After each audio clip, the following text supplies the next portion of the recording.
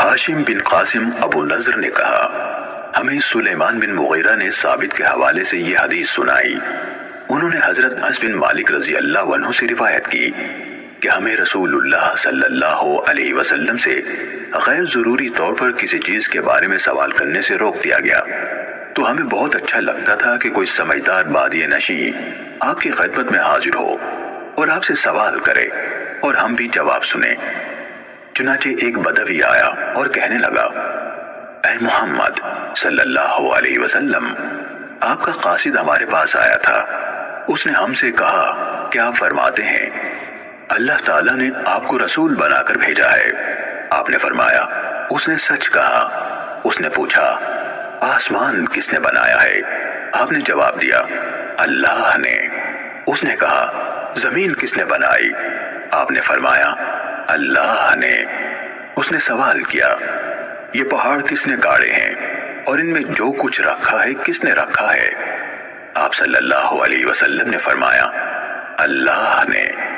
بدوی نے کہا اس ذات کی قسم ہے جس نے آسمان بنایا، زمین بنائی اور یہ پہاڑ نصب کیے، کیا اللہ ہی نے آپ کو رسول بنا کر بھیجا ہے؟ آپ صلی اللہ علیہ وسلم نے جواب دیا ہاں۔ اس نے کہا آپ کے قاصد نے بتایا ہے کہ ہمارے دن اور رات میں ہمارے ذمے 5 نمازیں ہیں۔ آپ نے فرمایا اس نے درست کہا۔ اس نے کہا اس ذات کی قسم جس نے آپ کو بھیجا ہے، کیا اللہ ہی نے آپ کو اس کا حکم دیا ہے؟ آپ نے جواب دیا ہاں۔ اس نے کہا آپ کے الچی کا خیال ہے کہ ہمارے ذمے ہمارے مالوں کی زکوٰۃ ہے۔ آپ نے فرمایا اس نے سچ کہا۔ بدوی نے کہا اس ذات کی قسم جس نے آپ کو رسول بنایا، کیا اللہ ہی نے آپ کو یہ حکم دیا ہے؟ آپ نے جواب دیا ہاں۔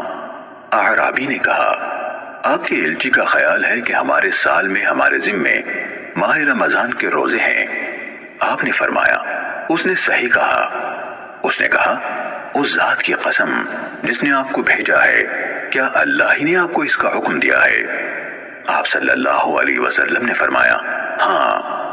وہ کہنے لگا آپ کے بھیجے ہوئے قاصد کا خیال ہے کہ ہم پر بیت اللہ کا حج فرض ہے، اس شخص پر جو اس کے راستے کو طے کرنے کی استطاعت رکھتا ہو۔